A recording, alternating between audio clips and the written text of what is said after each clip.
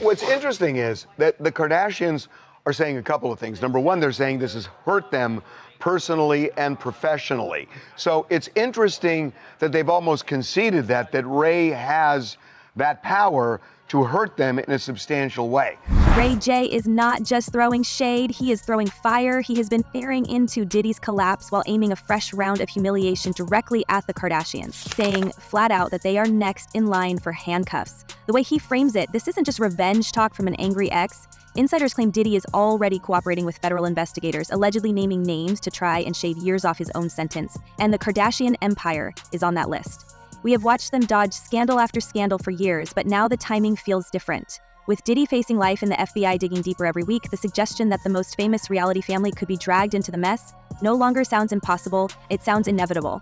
So first, here is what Ray J said during our Diddy documentary. He was making the point trying to make the point that he can't believe Diddy is facing a RICO charge. Here's how he brought the Kardashians into it. What makes Ray J so dangerous here is that he knows the family from the inside. He's not whispering gossip from a tabloid writer's corner. He's the one who filmed the infamous tape with Kim, the one who says he watched Kris Jenner treat it like a product launch, handpicking which cut would generate the biggest splash. He has already humiliated them once by claiming Kris even set up the deal with Vivid. Now, in the middle of Diddy's implosion, he is doubling down and pointing toward federal heat. To hear Ray J tell it, the family built its empire on scandal. And that same strategy could be the very thing that destroys them if investigators decide to dig. We are watching a man who feels wronged and who has nothing to lose, slowly prying the door open on Hollywood's most protected dynasty. Ray J has been on this tirade that the feds are investigating the Kardashians for racketeering. And, you know, like Charles said, he said it in those two forums, but what's interesting about this is the Kardashians have been the subject of so many things. Meanwhile, the evidence against Diddy has been spiraling into new, horrifying territory. Homeland Security stormed both his Miami and LA mansions in coordinated raids. Cameras captured the helicopters circling, the armored vehicles on the ground, a scene that looked less like a celebrity arrest and more like a military operation. In the days after, an old video resurfaced online. Diddy, standing next to a teenage Justin Bieber, smiling into the camera as he bragged that he had custody of the boy for the next 48 hours. The clip was always strange. Now, with federal prosecutors building a case around trafficking allegations, it looks sinister. People are replaying it again and again, asking what exactly Diddy meant. Why did he even joke about custody of a teenager who wasn't his? These are the kinds of haunting questions that prosecutors love, because they don't go away once they've been planted. Let's talk about LeBron James, the Lakers head coach, saying he is out for personal reasons. It's an excused absence. However, social media trying to connect it to a resurfaced clip where James joined Diddy Combs on a live stream and said, quote, "Hey, everybody know ain't no party like a Diddy party." I think that went viral. I remember when he... And just as that clip was bouncing across the internet, another image came roaring back. Kim Kardashian splashing half-dressed in the Bahamas with Bieber, then just 16 years old. It was a glossy Elle photo shoot in 2010, one that her team once marketed as playful and tongue-in-cheek. She was 29 at the time, posed in lingerie, running hand-in-hand with a boy who could barely drive. Fans have never forgotten it. The Reddit boards still light up whenever someone posts the behind-the-scenes footage. Wasn't Justin underage? Like, what the heck? One commenter asked recently, echoing the same unease that critics voiced back then. Literally, he looks 14, another said flatly. For years, it was shrugged off as a weird celebrity stunt, but seeing now, against the backdrop of Diddy's creepy video and a federal investigation into his habits, the whole setup takes on a much darker tone. What is so disturbing is how these separate threads begin to look like a single pattern. On one side, we see Diddy inserting himself into Bieber's life, openly boasting about having him for a 2-day stretch. On the other, Kim Kardashian is playing the glamorous older woman opposite an underage Bieber in a staged photo spread. Each moment alone might be excused as showbiz strangeness, but side by side, they raise the question of whether there was a broader culture of grooming, of exploiting a teenager's rising fame for their own publicity. And when insiders whisper that Diddy is cutting deals, naming his old collaborators in Hollywood, it is not hard to imagine prosecutors asking why both he and the Kardashians are linked to the same uncomfortable images of Bieber at 16. This is the flight where Diddy said to her, Showed her the video. testified Showed her the that freak-off video. he showed her a video of a freak-off that she participated in and said, if you don't participate in another freak-off when we get to New York, I'm gonna put this video out. I'm gonna send it to your mother. And that's coercion. She if testified it's true. to that. If the jury if they believes believed her, yeah. that's coercion. That's they would have Cassie. Ray J, of course, knows exactly how to twist the knife. He has been retelling the story of the tape with Kim like a stand-up routine, insisting that Kris Jenner herself sorted through the footage like a casting director. In 2022, he went further, saying she introduced him to the Vivid boss, making the release a family business decision.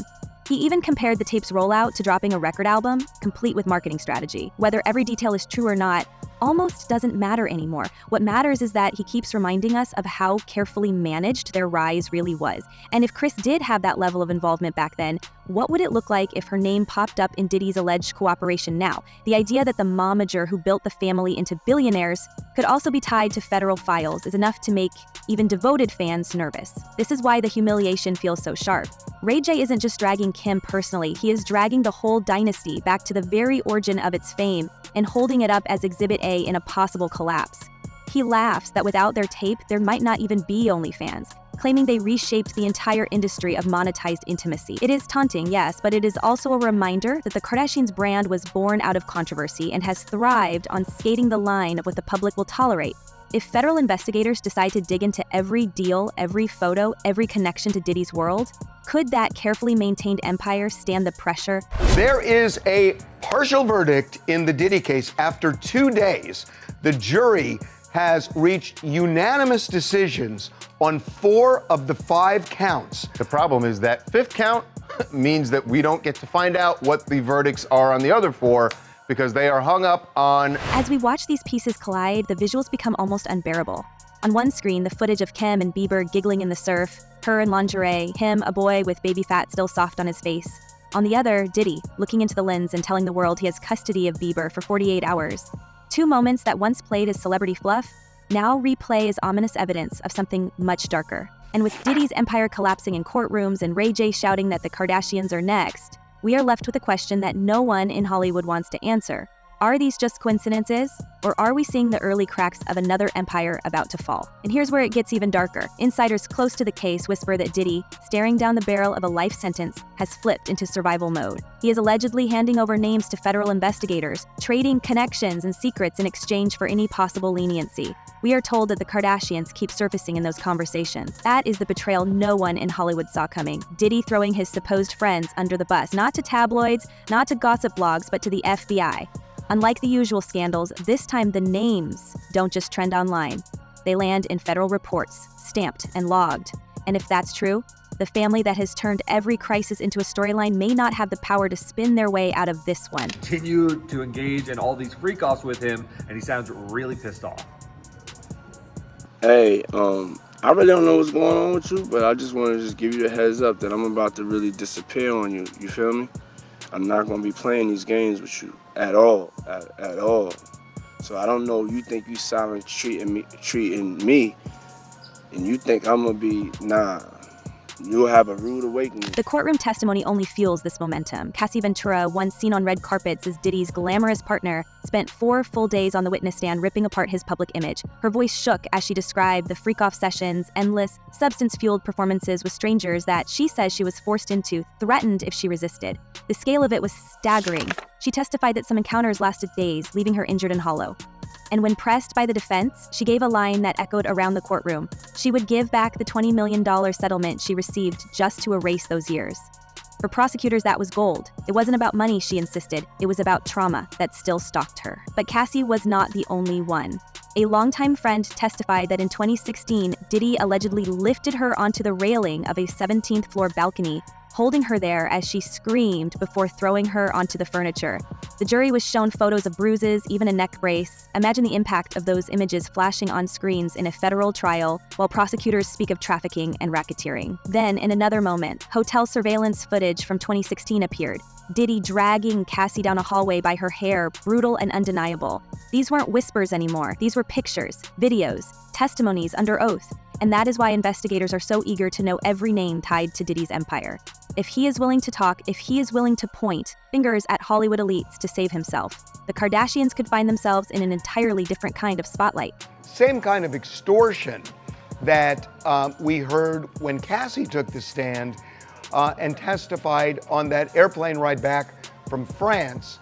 Diddy said, "You don't do a freak off, I'm going to release one of the freak-off videos that you are profiled in and humiliate. Ray J, of course, knows how to fan these flames. He has been mocking Kim and Kris with fresh commentary, saying their infamous tape didn't just make them famous, it changed the world. He even joked that without it, more people would probably be in college instead of selling subscriptions on digital platforms. It sounds ridiculous, but he is truly serious. He sees that tape as the blueprint that turned scandal into billion-dollar branding.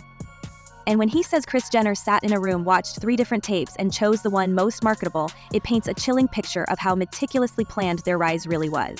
Back then, that story sounded like petty bitterness. Today, it sounds like a potential piece of evidence, a reminder that the family's biggest secret may not be as private as they hoped. The irony is brutal. For years, Kris has been praised as the mastermind, the momager who turned her daughters into moguls. But in this climate, with federal agents hungry for proof of exploitation and manipulation, that same reputation could be a liability. If prosecutors frame it as a pattern, scandal manufactured for profit, connections with men already under investigation, underage imagery with Bieber resurfacing, then suddenly the Kardashian playbook looks less like genius marketing and more like a possible target file.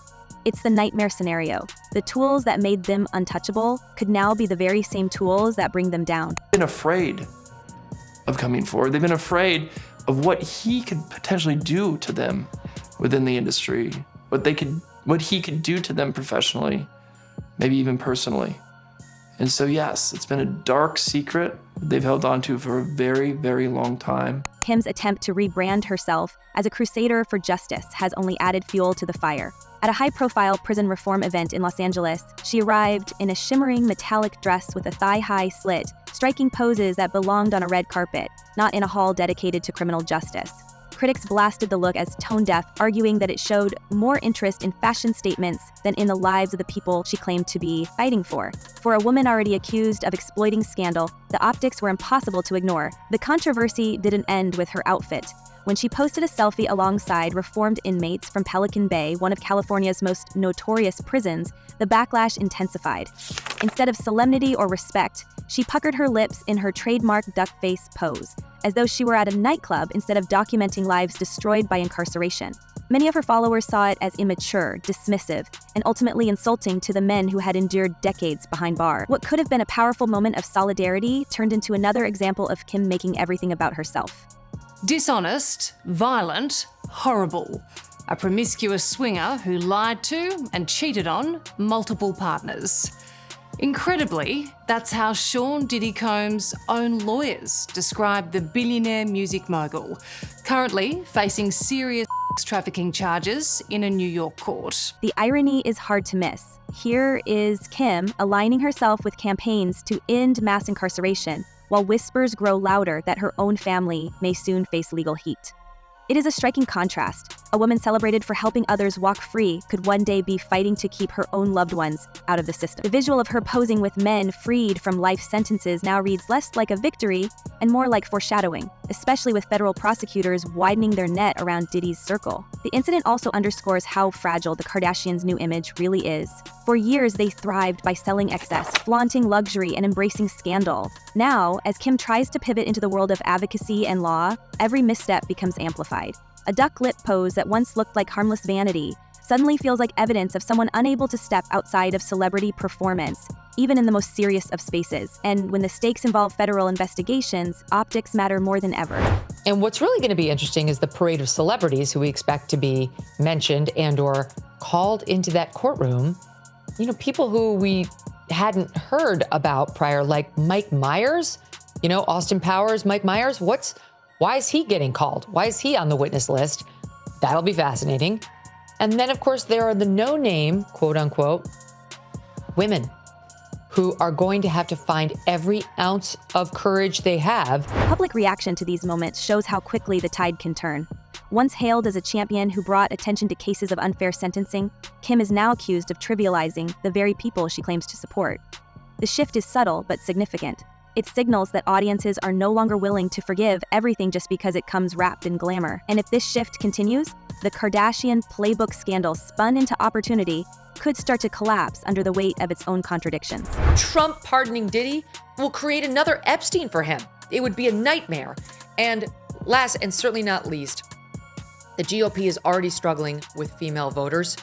And they're not all lefties. There are young conservative women who aren't in love with Trump or MAGA. There are.